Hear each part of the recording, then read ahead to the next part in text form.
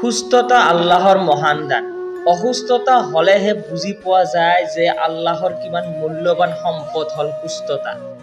মই এতিয়া উপস্থিত আছো বঙাইগাঁও চিভিল হস্পিটেলত আৰু এই বঙাইগাঁও চিভিল হস্পিটেলত আহি কেইবা শতাধিক মানুহৰ কৰুণ দৃশ্য চাই মই আৰু থাকিব নোৱাৰিম।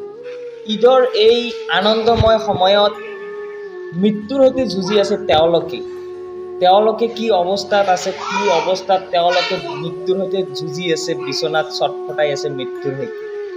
কিমান টকা পইচা, কিমান ধন সম্পত্তি, একোৱে কাম নাই যেতিয়া অসুস্থতাত পৰে এজনে, যেতিয়া বেমাৰত ভোগে তেতিয়া তেওঁৰ আৰু সেইবিলাক একোৱে লাভ নাই, সেইবিলাক তেতিয়া একোৱে চিন্তা নকৰে।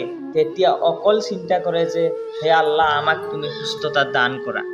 সুস্থতা কিমান মূল্যৱান সম্পদ তেতিয়াহে বুজি পায়। অৱশেষত মই সকলোৰে মংগল কামনা কৰি শেষ কৰিছোঁ। ধন্যবাদ।